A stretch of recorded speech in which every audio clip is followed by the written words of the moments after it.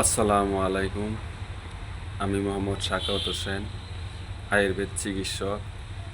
আজকের বিষয় piles, Fischer, fistula.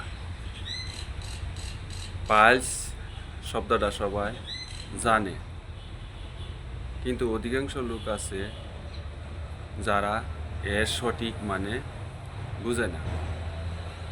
Piles, Fischer, fistula সব এক করে ফেলে। ফিস্টুলা হলে বলে পাইলস হয়েছে, পাইলস হলে বলে ফিস্টুলা হয়েছে। অ্যাকচুয়ালি পাইলস কোনটা, ফিস্টুলা কোনটা, ফিসার কোনটা, আজ ক্লিয়ার করে দেব। প্রথমে আলোচনা করব পাইলস। পাইলস ইংরেজি শব্দ, বাংলা অর্থ অশ্ব, হিন্দিতে বলা হয় বাবাসির। পাইলস অশ্ব বাবাসির একই কথা। পাইলস হলে মলদ্বারের ভিতরে গুটি গুটি হয়, যাকে বলা হয় ইন্টারনাল হেমোরেড। আবার বাইরে গুটি গুটি হলে তাকে বলা হয় এক্সটার্নাল হেমোরেড। শক্ত পায়খানা হওয়ার সময় এতে চাপ লাগলে ফিঙ্কি দিয়ে তাজা রক্ত বের হয়, তাকে বলা হয় পাইলস বা অশ্ব।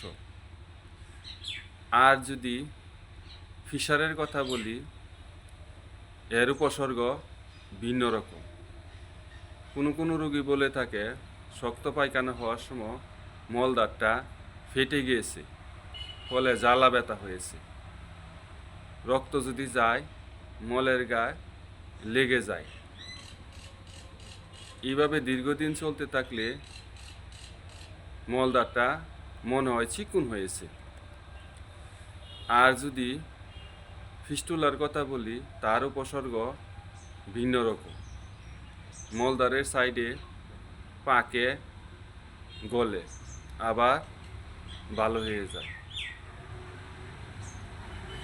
আবার কিছুদিন পর পাকে, গলে, আবার ভালো হয়ে যায়। আসলে মলদ্বারের ভিতরে বিভিন্ন ধরনের অ্যানালগেন থাকে, এগুলি ইনফেকশন হয়, ফলে পাকে, গলে। এটা জটিল সমস্যা। সঠিক সময়ে চিকিৎসা না হলে নানা ধরনের জটিলতা দেখা দিতে পারে, যেটা জীবনের জন্য সংকটাপন্ন হইতে পারে। আসসালামু আলাইকুম।